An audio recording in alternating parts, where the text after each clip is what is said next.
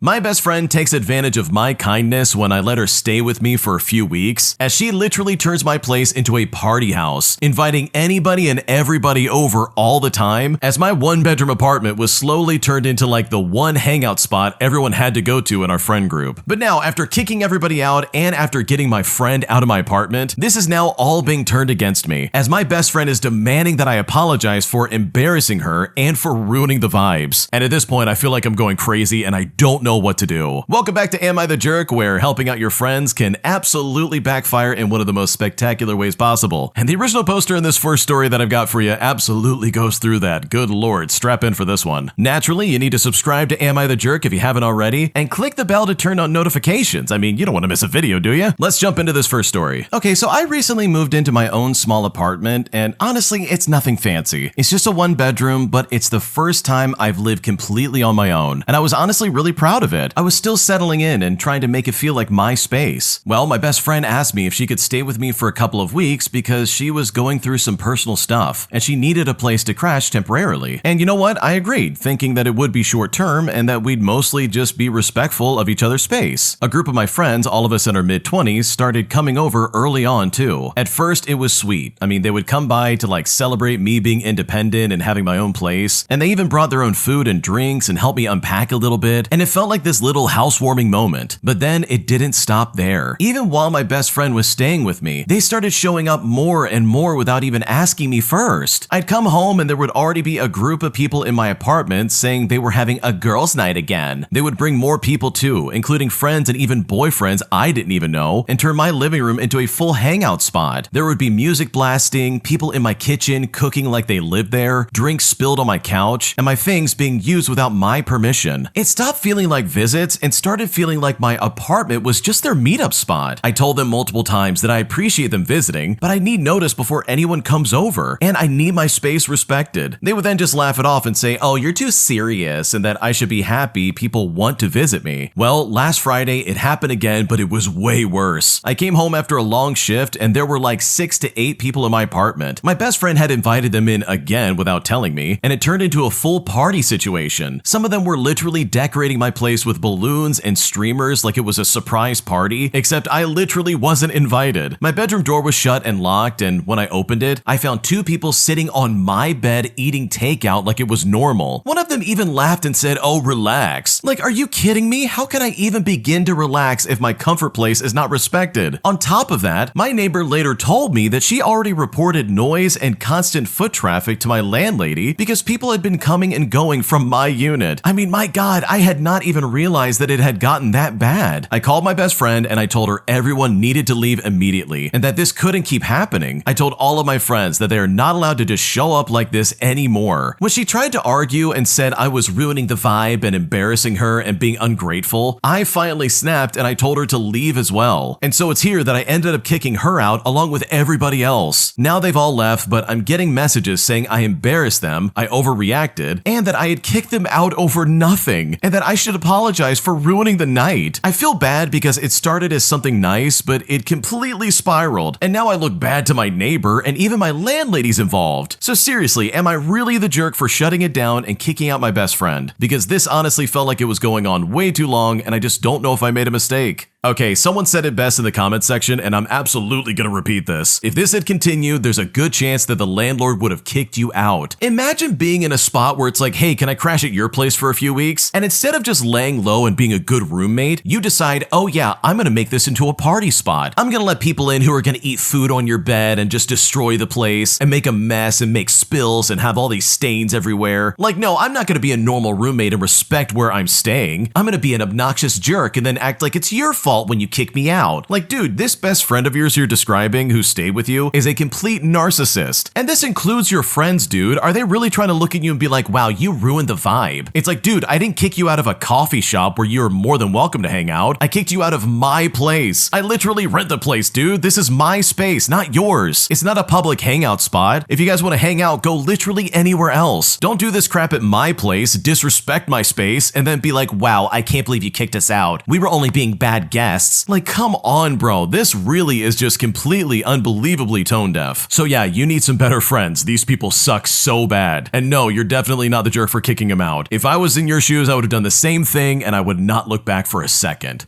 If you like Am I the Jerk and what we're doing over here, please check out Am I the Genius. It's going to be linked down below in the description. Just click and go ahead and subscribe to them. And also, if you have your own stories you want to submit, go to AmITheJerk.com/submit if you want to submit your own stories. We're reading them all the time and we're picking out the best ones, so trust me, we would love to hear what you have to say. Am I the jerk for telling my roommate's girlfriend that I can hear everything she's saying about me? Because she is literally talking trash about me in my own house. And I'm hearing all of it because our walls are paper thin. Because now I'm being called passive aggressive despite the fact that I didn't do anything wrong. And at this point, I really just don't know what to do. Here's basically how it all happened. Okay, to start things out, I live with my roommate who I will call Tom. And honestly, we get along just fine. At this point, his girlfriend, who I will call Becca, stays over maybe like 4 or 5 nights a week. And my God, the walls in our apartment are like paper thin. And I really mean like really thin. I can hear full conversations from my room if people are talking at normal volume in the living room. Well, a few weeks ago, I started noticing that Becca would say things about me to Tom while I was supposedly in my room. And it was just small stuff at first, saying that I loaded the dishwasher wrong, that my shoes by the door were annoying, that I was kind of a lot without specifying at all what that meant. Now, I didn't say anything. It felt really petty to bring it up. But then last week, I was in my room with the door closed, and I heard her tell Tom that she thought I was socially weird and that she didn't understand why he was still living with me instead of getting a place with her. I then came out like a few minutes later, and she was just sitting on the couch and said, "Hi there," as if nothing happened. But I just said to her pretty calmly, "Hey, just so you know, the walls are really thin and I can pretty much hear everything from my room." Well, when I said that, she went completely silent. Tom looked incredibly uncomfortable. Nobody said anything for a few seconds, and then she said she had to make a call and then went to the bedroom. Tom then messaged me later saying that I had made it really awkward and that I should have just told him privately if it was really bothering me. But it's like, dude, I didn't bring up anything specific that she said. I just gave her factual information about the apartment. But apparently this makes me passive aggressive. So seriously, am I the one at fault here for not doing this in a different way? Like, I'm very frustrated and I'm super annoyed by this and I really just don't know what to do at this point.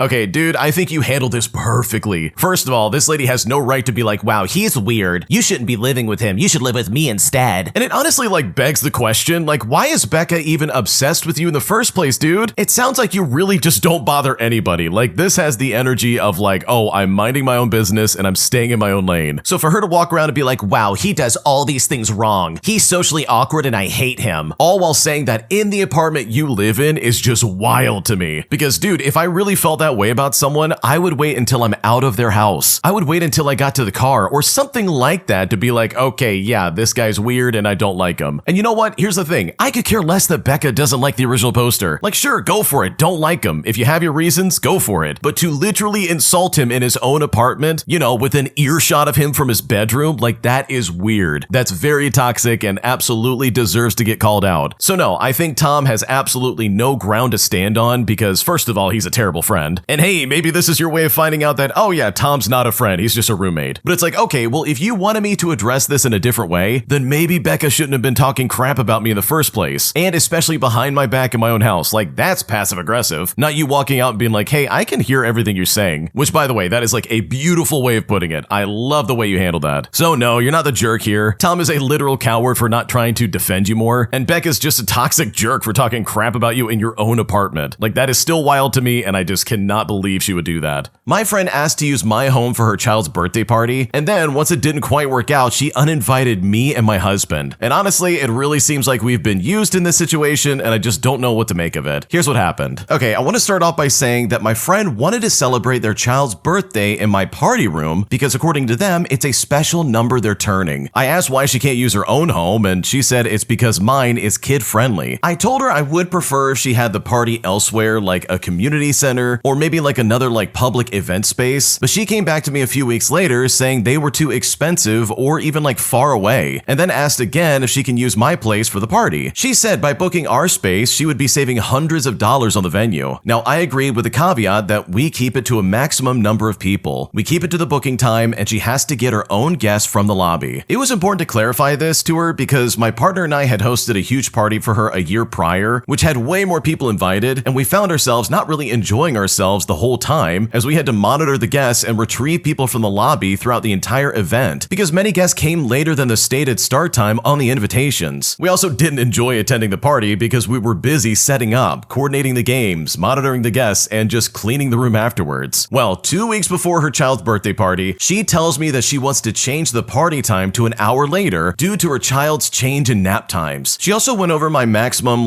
number of guests because she had already invited people before I had agreed and it would be too awkward to disinvite them. Plus, all the grandparents had to come as well. Well, I told her I will not be canceling the booking, and if we can keep it to the original time, that would be preferred. She eventually told me to cancel the party because I seemed way too stressed out. And mind you, I was willing to work with her, but she was unwilling to compromise. She also didn't offer to compensate for my time and efforts, only offering to pay the cost of the room booking that my strata charges for the room, which was also the case for the previous big party that we hosted for her. I then found out through social media that she still had a big birthday party for her child, but neither my partner nor myself were invited. We feel hurt because it seems like she only wanted us there if we could provide the venue and coordinate the event. And I also have to mention that we live in a luxury condo with a lot of amenities near the city center. We also feel like she took advantage of our living situation and has been treating our home like a community center for her to impress all of her friends with. We do not feel like guests that can enjoy these parties because there's so much liability and there's work to do when the parties are held in our home. She also asked me earlier this year if she could use one of my party rooms for her birthday party, which she eventually decided not to do because she didn't want to clean up at the end of the night. So yeah, when it's all said and done, we kind of get left in the dust, and I don't really know how to feel about this. Yeah, your friend sucks. This is not a good friend at all. They literally use you just because you had a party space available, and it seems like you're in a kind of rich neighborhood. So yeah, you are absolutely spot on. She probably used you just to be wow, look at the space we got. So yeah, I don't blame you for being upset. I would feel the same way, and honestly, that friend sucks, and hopefully you don't have to deal with her in the future. This next story is proof that just because you're old, it doesn't mean you're gonna get away with being a jerk. As the original poster deals with this elderly person who suddenly turns into the victim, the second they're confronted for all the stupid things they literally just did. Here's what happened. Okay, so I had a doctor's appointment over an hour away, and I'd been waiting more than a month for it. I arrived about 5 minutes before the appointment, and parking there is always crowded, but I can usually find something if I just look for it. But this time, every spot was taken. But then, right in front of the doctor's office, the car ahead of me pulled out of a space. And you know what? I immediately turned on my blinker and started parallel parking right into it. I was already halfway in when an older lady suddenly stepped into the space and said, "You can't park there because I'm saving it for someone else." Well, I then told her, sorry, but I was there first. I was already pulling in, and I had a doctor's appointment literally in minutes. But guess what? She refused to move. I then told her that what she was doing was illegal, but she said, "I don't care, I'm not gonna move." I then got angry and said that if she kept blocking it, then nobody would use the spot. We then stayed there for about 10 minutes. There were no other spaces nearby, and this was my only chance of making the appointment. She then started taking pictures of my license plate and saying things like, "We'll see who wins this. You'll find out real quick who you're dealing with." I then started recording her, and then I just called emergency services. And when I talked to the operator, they confirmed that yeah, what she was doing was illegal and that they're sending the police. A few minutes later, when she got distracted looking for the car she was saving the space for, I just quickly finished parking, in which she then walked away, still threatening me. I called the doctor's office to explain I might be late because of the incident, but they say they couldn't hold the appointment. I was the last patient of the day, so the doctor had left, meaning that I missed an appointment I'd waited over a month for. When the police finally arrived, I showed them the videos and I explained everything, to which they absolutely confirmed that yeah, she was in the wrong. We then found her at a nearby restaurant, and her daughter came out and started insulting me for supposedly harassing an old woman. But as you can probably expect, when the police confronted the older woman, she suddenly acted so innocent. The police then asked whether I wanted to pursue the matter further since I had suffered a financial loss by missing the appointment, and after hearing that money is the problem, she offered to pay me for my loss. But I just said I don't want any money. I just want her to admit she was wrong and promise not to do this to anyone again. And once she agreed to that, I just let it go. But honestly, now I feel conflicted. She was elderly, and I did call the police over a parking spot, but she blocked me, she threatened me, and caused me to miss an important medical appointment. So am I really the jerk here? Because right now I don't know what to do.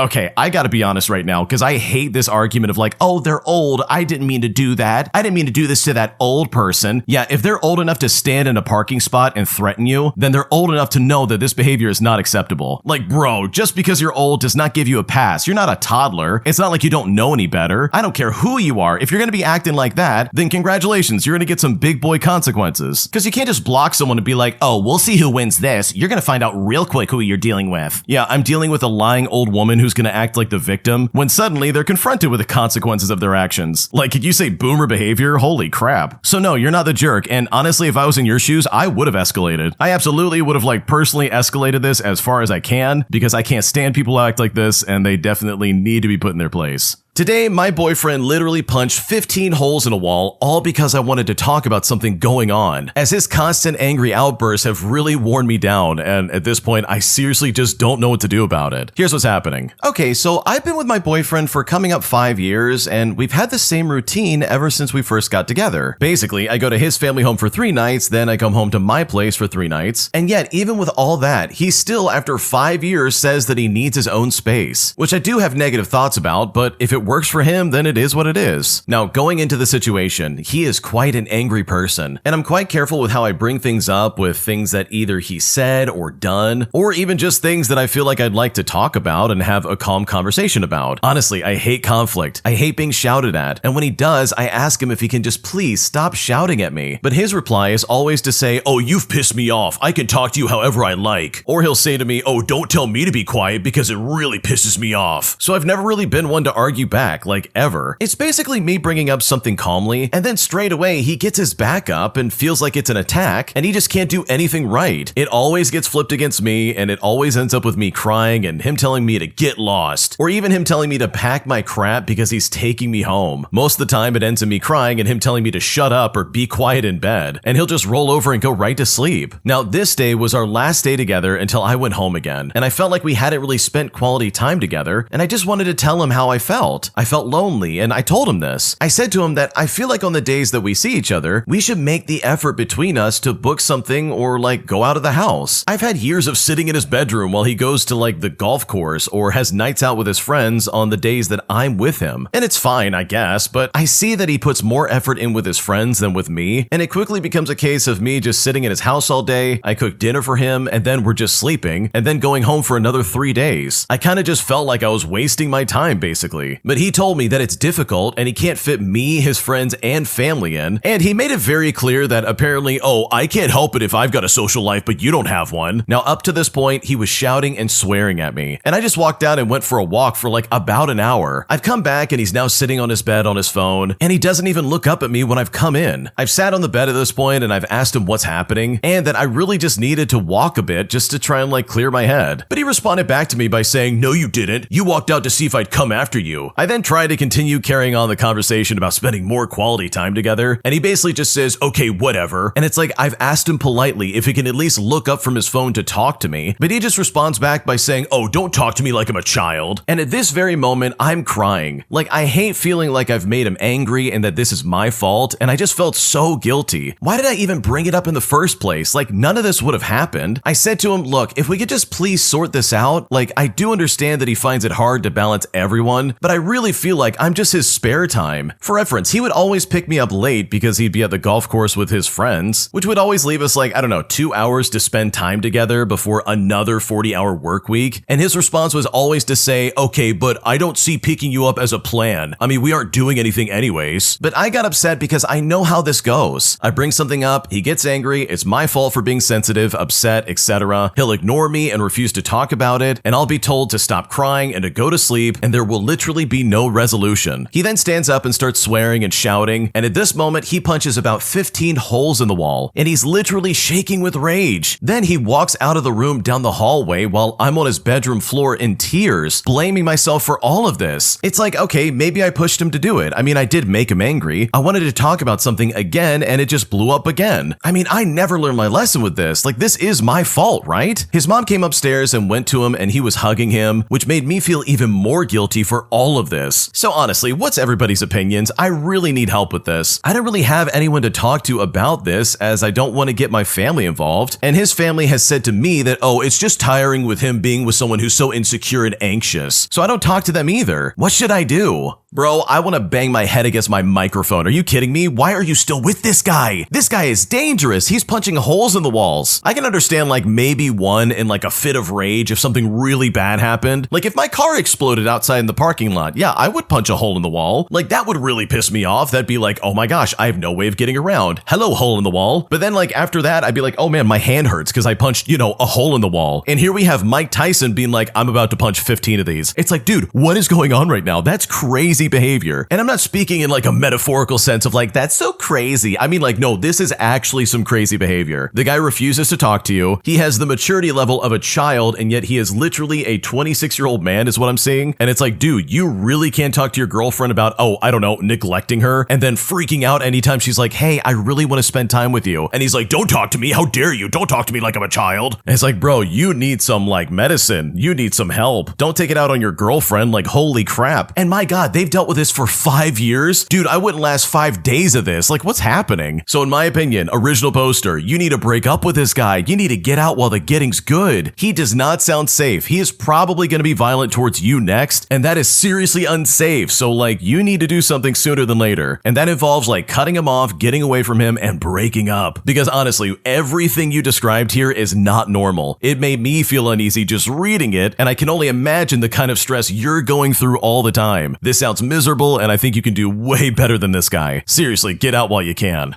My dad's entitled toxic ex quite literally blows up on the family in a way that none of us expected, as she said some terrible things that really offended pretty much everybody. But now she's crawling back to the family pretending that she's sorry. Also, she can attend our family cruise for free. And I'm honestly so blown away by how manipulative this woman's been towards my dad and pretty much the rest of the family. Here's what happened. Okay, so my dad has been dating this woman for about a year now, and for the sake of the story, I'll call this woman Annie. Now, I really liked her. My dad has pretty bad taste in women, so I was pleasantly surprised. She and I hung out a lot, and she really went out of her way for me. She got me gifts and insisted that we had girls' nights with just the two of us. She bought us matching bracelets and pajama sets and all of that. Now, I don't have a relationship with my mom, as she really was just a deadbeat. And Annie knew this, and I feel like she really tried to step up into a mom role for me, even though I'm definitely an adult at this point. And I will admit, that broken little girl inside of me ate it all up. The 8-year-old version of me really thought she actually cared about me. Anyways, Annie and my dad broke up when we were at our family cabin celebrating my grandma in an explosive fight. And she said some really nasty things about our entire family. Now, I'm the only daughter, and she really targeted me for some reason. She said I was fat and superficial, and I took hours doing my hair and makeup because I was obsessed with male attention, saying that I use my body to make money, even though I'm a bartender, which doesn't make any sense, with the heavy implication that my dad raised me to be a lady of the night. There was more than that, but that's honestly what really kind of stuck with me. She also called my gay brother really terrible names, and overall just kind of went through every family member and said some really nasty stuff. Now, she didn't say it in front of all of us, but we could all hear her since they were all outside on the deck. The reason she dumped him is unclear, but it seems like she was mad that he bought a house close to my grandma because I guess she wanted him to move closer to her family. They don't live together, but I do think that when he told her that he was buying a house, she thought it somehow involved her. Anyways, that was like around a month ago, and my dad has said that she reached out to talk and wants to work things out. My dad's actually considering it because he's a moron who let this crazy lady treat him and our family like garbage. He said that she's sorry and she didn't mean it, and that she loves me. She just has some issues because her ex cheated on her, and it's like, dude, what are you talking about? So I guess she can just manipulate me and lie to my face, while she secretly thinks awful things about me and is just using me to get closer to my dad and to look like a good person because,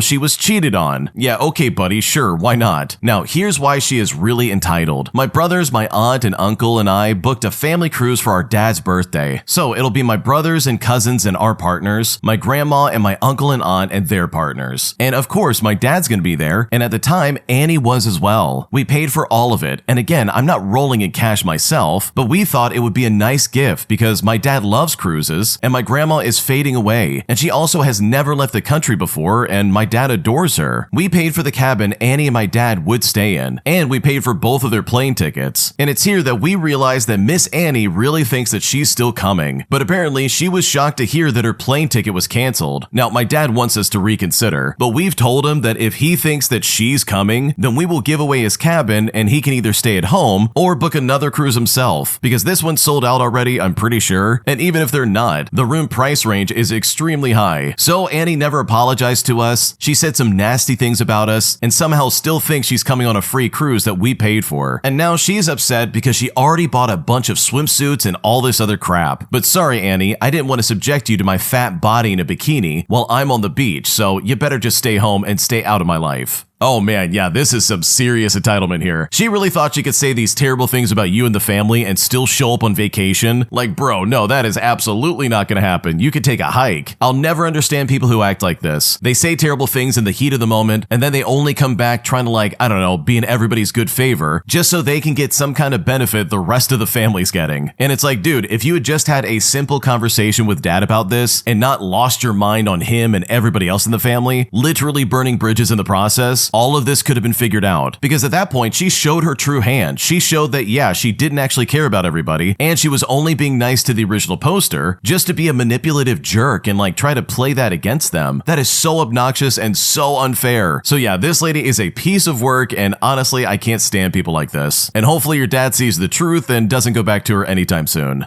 If you like Am I the Jerk, you're probably going to love Am I the Genius. Check it out, link down below in the description. Also, go to AmITheJerk.com/submit if you would like to submit your own stories. Am I the jerk for accidentally insulting my best friend's vegan boyfriend, which eventually led to them breaking up? Because right now, I'm kind of thinking that this is all my fault. Here's what happened. Okay, to give some context, my best friend, who I will call Sarah for the sake of the story, has been friends with me for about 11 years, and we are extremely close. We've been through good times and bad times, we've had successes and we've had failings in life, we've been through breakups, her divorce, relatives passing away, etc. We have history and a deep connection. Also, add to the fact that I'm gay, and we just don't have any filter when we are together. It's one of those speak before thinking situations in all its terrifying glory. Yesterday, we were at Sarah's place for the main goal of me meeting her new boyfriend in person. The plan was simple: get some drinks, have some food, and play some board games, just to celebrate the beginning of a new relationship in Sarah's life. At the beginning, everything was great. He was open and fun. I told some funny stories about Sarah and myself, and Sarah and I roasted each other as usual, and her boyfriend laughed a lot watching us. We had been drinking and talking for about an hour when the food delivery finally arrived. I noticed that some of the dishes were vegan, so obviously I asked a question about it. Sarah isn't vegan or like a vegetarian, and her boyfriend's dietary preferences weren't a topic that we had discussed before. So the boyfriend told me that he's been vegan for almost 10 years. Without missing a beat and without a second thought, in the most flirtatious and seductive way possible, I looked at him and I said, "Ooh, so you're organic and grass-fed?" Like he was some kind of piece of steak. And when I said this, he was stunned. Meanwhile, Sarah was on the floor laughing.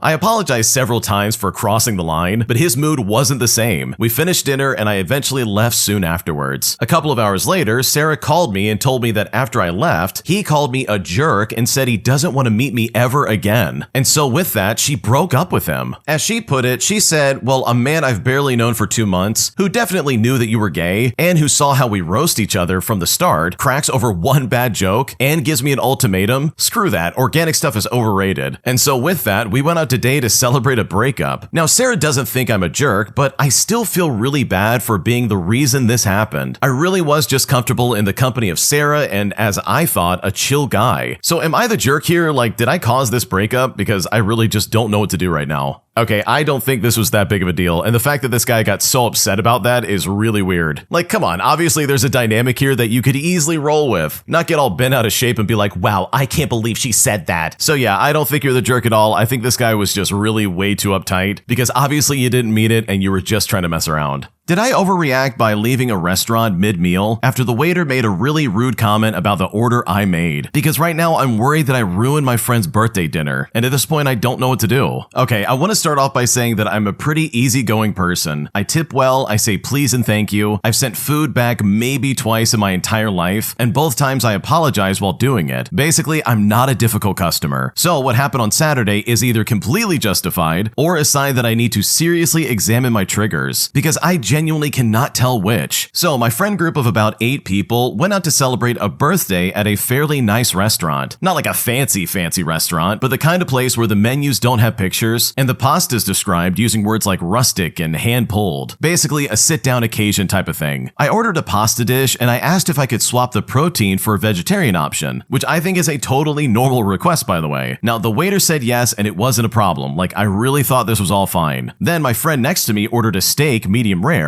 and without missing a beat, the waiter looked at my order, looked at her order, and said with a little smile, "Well, someone at this table has good taste." And this was not under his breath. This was out loud to the table, all with a smile like he had said something charming. 3 of my friends then let out some awkward laughs, and I felt my face go hot. I sat with it for about 90 seconds as I was trying to calm down, and then something in me just decided no. I put my napkin on the table, I said to my friend, "Actually, I'm gonna head out, happy birthday," and then I left. I didn't make a scene, I didn't say anything to the waiter, I just removed myself from a situation that made me feel publicly mocked and small, all in front of people that I care about. Now, my friends texted me afterwards, and 2 people were supportive, and 3 of them thought I overreacted. One said that he was just joking, which is the sentence I have the least patience for in any language. The birthday friend said she wasn't upset, but that it did make things awkward, which I completely understand and I feel bad about. I mean, that part I genuinely regret. But seriously, was I wrong to leave? I didn't cause a scene, I didn't ruin the dinner. I just decided I didn't want to sit for 2 hours being served by someone who'd already told me in front of like 8 people that my dietary choices were inferior. So was quietly leaving actually the most composed response I could have had? Because right now I don't know what to do. Okay, I gotta be honest, I think you really should have like stood up for yourself and not left the table. That is absolutely, in my opinion, a complete overreaction. I think you really shouldn't have done that, because I think some friendly banter with a waiter could have diffused all of this. I really do think that they were just joking. Like, I don't think it's that deep. They weren't going out of their way to be like, "Oh, I'm going to insult you." And even if they were, like, there's plenty of ways you can diffuse the situation and bring this right back to him. So in my opinion, I think you did overreact. I think you easily could have stuck around and just like stayed and ate the food with them and focused on your friend who was celebrating their birthday instead of like choosing to be offended over something so mundane, because this entire situation could have been handled way better, and I think this absolutely was an overreaction.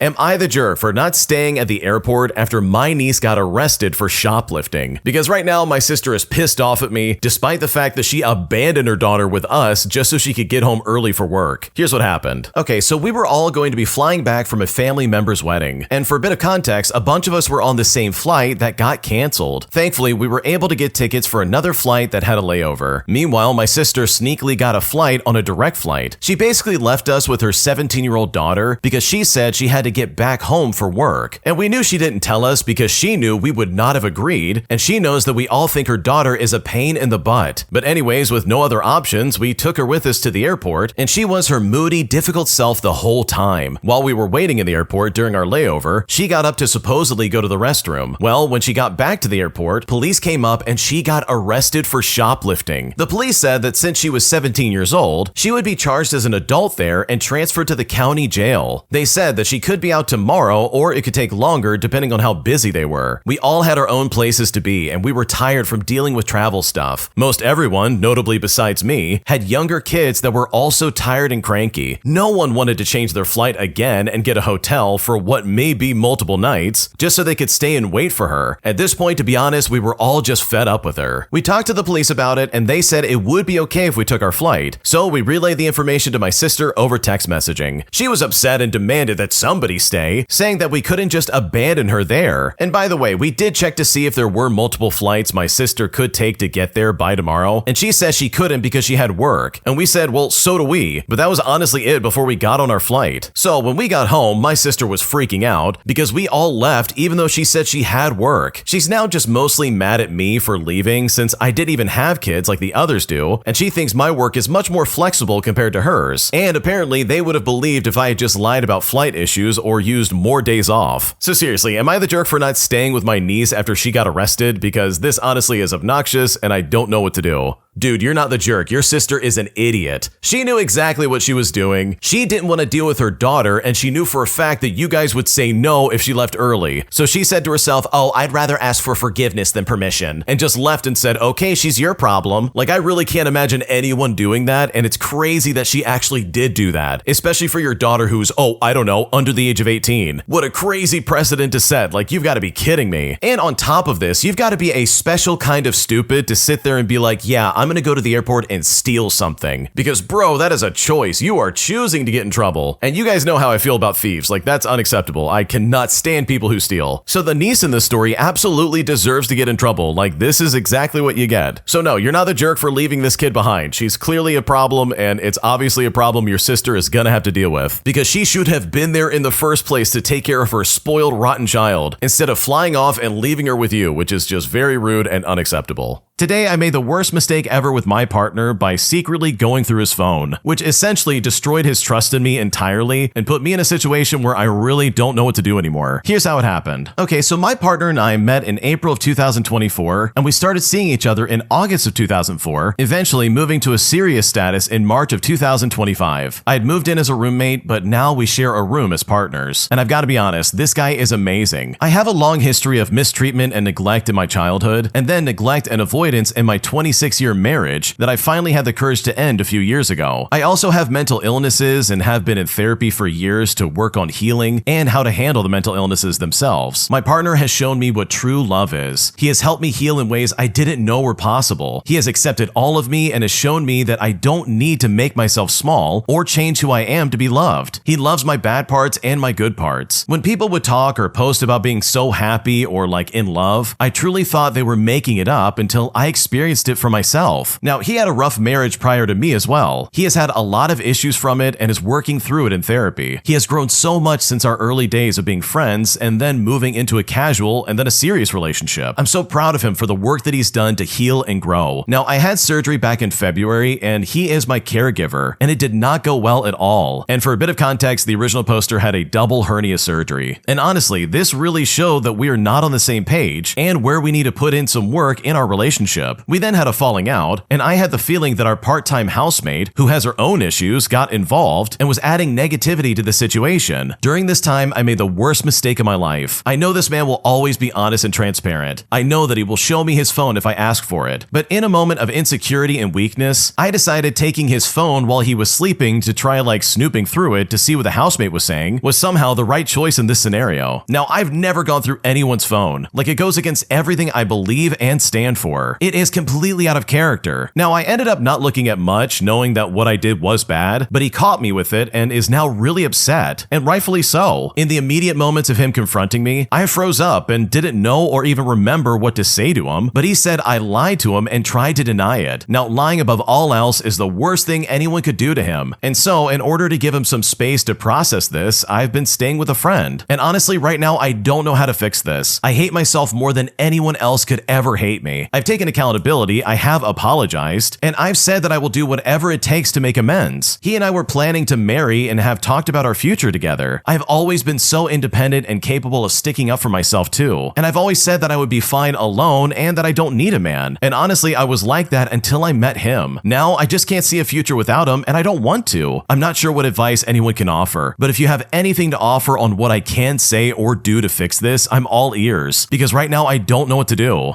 Okay, honestly, I think this is one of those situations where I think some honest communication before going through their phone would probably have been like a lot better than doing this. I don't know, I think going through his phone in this situation really was not the best decision, especially if you're basing any kind of suspicions you have off of like a hunch. Like, that is not a good enough reason to be like, oh, he's got to be hiding something. I don't know, that just seems like a big jump in logic, and it's only going to end badly, which it kind of sounds like it is. So honestly, I hope this all works out for you and you're able to like turn this around, because clearly you really are sorry and you're trying to like make it right. And hopefully, if this guy really does love you in the way that you say he does, he'll see that you really mean it and he'll just give you another chance. Am I the jerk for kicking my crush out of my house after he essentially used me for a free dinner and a free laundromat visit? Because right now I'm still pissed off about this, but I don't know if I took it just a bit too far. Here's what happened. So I feel so stupid even typing this out, but I need to know if I overreacted here. I'm a 27-year-old female and I have had a massive crush on a guy I know from my building for about 6 months now. We flirted a few times in the lobby, so when he casually mentioned his washing machine was broken and his landlord was taking forever to fix it, I offered up my own washer. I told him he could bring his laundry over to my place, and I would even cook him some dinner while we waited. I was honestly so excited. I spent way too much money on nice groceries and spent like 2 hours deep cleaning my apartment before he got there. Well, he then showed up over an hour late, and he did not just bring a load of laundry. He brought 3 giant black trash bags full of dirty clothing. Like, it literally smelled like a gym locker room. I was a bit taken aback, but I brushed it off and I showed him where the machine was. While I was in the kitchen cooking, he just crashed on my couch. He didn't try to help out. He didn't try to talk to me. He just scrolled on his phone with the volume all the way up. When dinner was finally ready, he came to the table, ate 2 massive plates of food in about 10 minutes, and didn't even say thank you. Then, without asking, he opened my fridge and drank the rest of my expensive wine straight from the bottle itself. Now, at this point, I really was annoyed, but the final straw happened while I was washing the dishes by myself. I heard him on the phone in the living room. He was talking to his buddy and said, "Yeah, man, my clothes are almost done. I'm just wasting time over here. I'll meet you guys at the club in like 20 minutes. No, she's not coming with us." And then he just started laughing. And yes, I heard him. He literally just used me for a free meal and a laundromat. So I walked into the laundry room, I opened the washer mid-cycle, I pulled his soaking wet clothing out, and I dumped them right back into his trash bags. I then hauled the bags to the front door, walked into the living room, and I told him to get out of my apartment. When I did this, he started freaking out, calling me crazy and saying that I was the one who volunteered to help him out in the first place. He then said his clothes were ruined and dripping everywhere, and I told him that was not my problem, and I slammed the door in his face. And now he's telling some of our mutual neighbors that I invited him over just to trap him, and that I threw a psychotic fit for no reason. And some people are even saying that I went just way too far by pulling his clothes out of the washer, and that I should have just let him finish. So seriously, am I the jerk here? Because I really don't know what to do. Okay, first off, I don't think you're the jerk by kicking the guy out. Like, if he was being this much of like a rude idiot, then sure, maybe it's time for him to leave and go figure out another arrangement. But in my opinion, I think you're completely foolish for expecting something more out of this interaction. Like, did you really think this was going to be some kind of like romantic dinner with a guy you don't even know? It doesn't even sound like you knew this guy very well going into this. It seems like this was just someone you had like a crush on and you're like, oh, I should bring him over to my house. That'll be great. Like, sure, yeah, it might be great, but he also might be a massive jerk who's going to sit there and just take advantage of you, which from the sounds of it, that's exactly what happened. So no, you're not the jerk for kicking him out, but I think you're very foolish for thinking something extra was going to come out of this. And that, in my opinion, might be the worst part about this.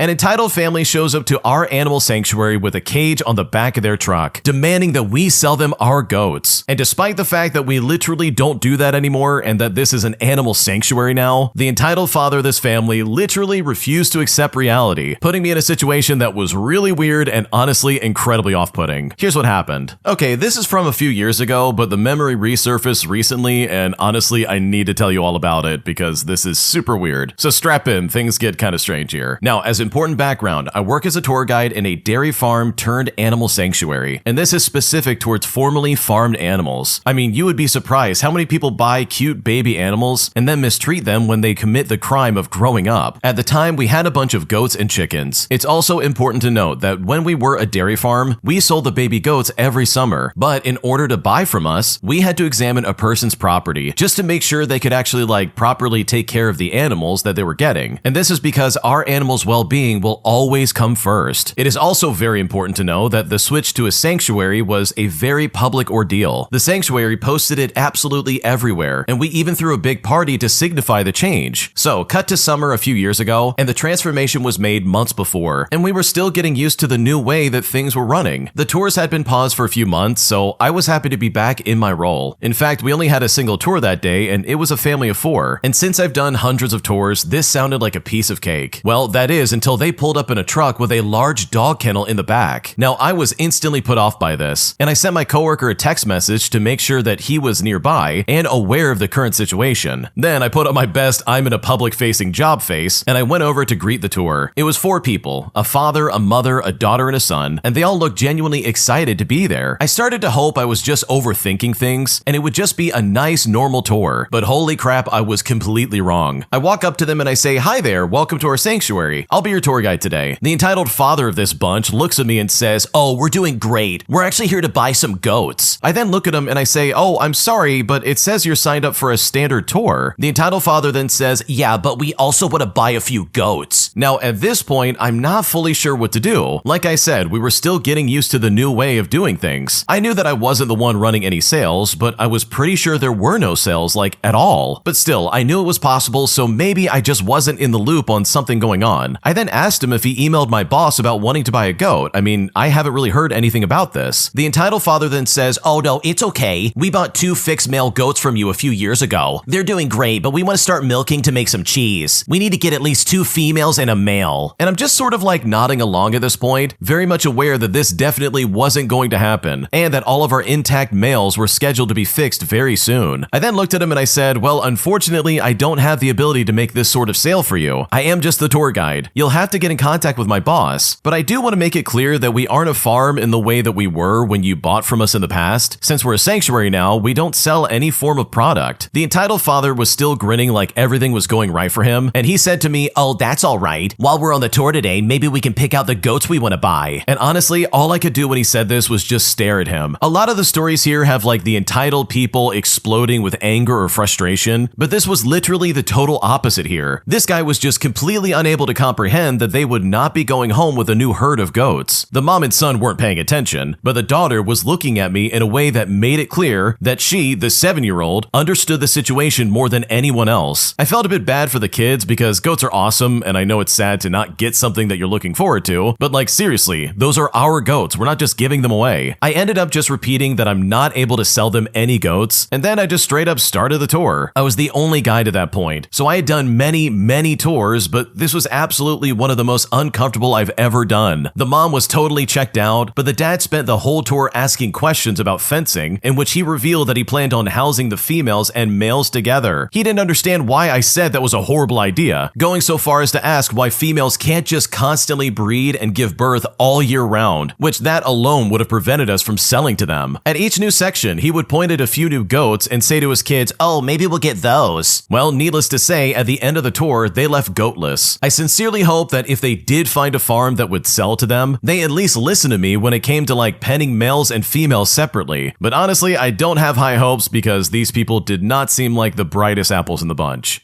Yeah, I can't stand entitled people like this. The original poster literally explained to them, "Hey, you're not getting any goats today." And instead of like hearing this version of reality, the guy just goes, "Oh, that's okay. We'll just get some goats at the end of the tour." And it's like, dude, did you hear nothing that I just said? Like, what's going on right now? So yeah, this guy took the opposite route of being super entitled, where he didn't get like pissed off and angry or anything like that, but instead he tried to play this whole like, "Oh yeah, this is fine. We're gonna get what I want," and almost had like this delusional wishful thinking that, I don't know, maybe he thought you would give into, which after the way he was talking about the goats giving birth all year long, like, dude, no, you should absolutely not have any goats, and I just don't think you would be a good owner in the slightest. If you like Am I the Jerk, you're probably going to love Am I the Genius. Check it out, link down below in the description. Also, go to AmITheJerk.com/submit if you would like to submit your own stories. Am I the jerk for saying I'm going to sue my parents if they don't give me a share of the family land that I legally own? Because right now things are getting very difficult and I just don't know how else to handle this. Here's what's going on. Okay, so I'm a 22-year-old male, and according to my country's laws, I have a legal right to my family's ancestral property even when my parents are alive. And I'm a co-owner since birth. We have a piece of ancestral land besides the local temple. And a few years ago, the temple authorities started asking my dad to let them use the land during big events. My parents, being being religious and not wanting to disappoint the temple priests, agreed to this. Now, my dad was legally required to take my consent before doing so, but he didn't do that. And by the way, I was a minor at the time. Slowly, the temple people started building shacks, wooden shelves, etc. in our land just to store things and started using it without asking. My parents aren't raising their voice as they don't need that land anyways, and in fact, they're happy it's being useful for religious purposes. But I'm not religious at all. I did my engineering and I want to pursue masters abroad, but that's extremely expensive. I wouldn't be able to collect funds myself, even if I work and save all of my income for 5 years, even though I certainly earn decent for my age. My parents won't pay, which is totally fair, and I really don't want them to take the risk on a huge education loan. I would end up repaying it throughout my late 20s and early 30s, and that also depends on if things go smoothly. I got aware of my inheritance right during my late teenage years, and unlike my dad, I have zero emotional attachment to that land. Well, I recently talked to Dad about taking them out of our land and offering to build a boundary and a gate around it on my expense. And when I suggested this, he strongly declined that. My plan is to ultimately claim my part and sell it, and the large sum that I'll get would be enough to help me study abroad and even pay off my expenses. And that would be enough for me to settle my life as I work hard in my studies. It eventually resulted in a very heated argument between parents and me for literally like 2 hours straight. I waited for days and I brought the issue up again, and they aren't even ready to reclaim the land from the temple people, as it would be a shameful act in the community. But I don't care, as I never even consented to it in the past. Also, the longer they use our land, the harder it will get to evict them. I again waited for a week and I brought it up again, but still there was no change. So as a last resort, I told my parents to reclaim my part of the land, which is 50% of the total land, within 3 months, or else I will take legal help. And that would be a painful procedure for them, as a legal case within family is like a really taboo subject. They would get mentally defeated the moment a legal case starts. So am I the jerk here? My parents are saying they're crushed from both sides and I'm being extremely selfish. What should I do? Okay, I gotta be honest, this really does kind of suck for your parents, and it is kind of putting them in a weird situation. Like, I think there's gotta be some kind of like better solution than you giving them an ultimatum and saying, okay, either give up my portion of it or I'm gonna sue. Like, dude, you're essentially saying, hey, give up your land and like disrupt where you live, or else I'm gonna ruin your reputation and leave. Because guess what? The end result for either one of these situations is you leaving this area and going somewhere else. Meanwhile, they stay behind and deal with the ramifications of whatever you leave in your wake. And personally, I don't think that sounds very fair, so to that extent, I do think you're being a jerk right now. Am I the jerk for leaving my own anniversary dinner, all because my husband tricked me and turned our dinner into a divorce party for his sister, putting me in a situation that seriously has pissed me off? Here's what he did. Okay, I seriously feel like I'm losing my mind and my husband's family is making me out to be the bad guy here. So for a bit of context, my husband and I just hit our 5th wedding anniversary. We had this fancy dinner planned for months at a really nice restaurant downtown. It's the kind of place where you have to book way in advance and put down a non-refundable deposit. In fact, I actually paid the $300 deposit out of my own checking account as part of my gift to him. Now, for some quick background, his sister just finalized a really messy divorce last week, and I felt bad for her, like I really did. She's been staying at her mom's house and crying nonstop every day. Fast forward to the night of our dinner, and I got dressed up, I bought a new dress, and was feeling great. We then get to the restaurant, and the hostess walks us to the private dining area. I walk in expecting a romantic setup, but instead the room is decorated with next chapter balloons and his entire family sitting there. So yeah, he surprised me all right. He secretly gave our anniversary reservation to his family to celebrate his dinner's divorce and cheer her up. I pulled him out into the hallway and I asked what on earth was going on. He then whispered that his sister was super depressed and seeing us celebrate love and marriage on social media would break her. So he repurposed our night, without telling me, all while using the deposit I paid for. I told him that he was completely out of his mind if he thought I was staying for this. He then told me to just put a smile on, sit down, and not be selfish because his sister needs us right now. When he said this, I didn't yell, but instead I grabbed my purse and I walked right out the front door and I drove home. Then I just ended up going through a drive-thru for a burger in my expensive dress. And now, of course, I'm getting the weird text messages. My husband stayed at the dinner, enjoyed the party, and he simply won't answer my calls. But his mom and sister are texting me saying that I lack basic empathy and I ruined a healing night for his sister by throwing a tantrum. So am I the jerk for not just sucking it up and giving up our milestone own anniversary just so that his sister could feel better, because right now I don't know what else to do here. Okay, honestly, this is crazy to me because this is so unfair. If this had been like any other occasion where you didn't have to put down a $300 deposit, then sure, I could maybe kind of sorta understand why you would do that. Like, I would still be pretty pissed off, but I would also be like, okay, I kinda get it, I guess. I'll play along and be nice and just kinda put up with it and go on from there. But this guy literally took the $300 that you spent on this place in the first place and said, no, we're gonna use this for my sister. Our anniversary can wait. And that is crazy, dude. There's no excuse for that. He burned your money up for something that you did not want. The second you put down that deposit, it should have been set in stone that this was just for the two of you, that this was meant to honor your marriage no matter what. So Frankensteining this into some kind of like, oh yeah, my sister's going through a messy breakup, we have to support her. It's like, dude, yeah, sure, maybe you have to support her, but I was expecting a good dinner between the two of us to celebrate our marriage. Because otherwise, what's the point of putting down that stupid deposit, dude? Like, I would be very pissed off at this. There's no way this is okay. So no, you're not the jerk. Your husband's an idiot for doing this, and he's completely out of his mind and spineless for letting this turn against you, because you did not want this and you absolutely are not at fault. Am I the jerk for taking back money my roommate owed me and telling her to handle the rent herself after she started to string me along when it came to paying me back? Here's what happened. So I recently moved to Mexico for work, and the first apartment they arranged for me was honestly a nightmare. Almost every night at around 3 in the morning, I would get woken up by loud music, neighbors, or even chickens outside. After about 4 months of barely sleeping, I finally decided I had to move. A coworker of mine suggested I share a room with another girl from work, and for the sake of the story, I'll call her Anna. She's younger than me and works as a cleaner where I work, and we found a house where the owner rents rooms to several women, and we agreed to share one. The rent for our room is about 8,000 pesos each, so 16,000 pesos in total. The owner also wanted a deposit equal to 1 month's rent, but I managed to negotiate paying it in installments of 2,000 pesos per month for 4 months. So for the first 4 months, the total payment for the room was like 20,000 pesos, 16,000 for rent, and 4,000 for deposit. Anna then told me that she couldn't afford the full deposit amount,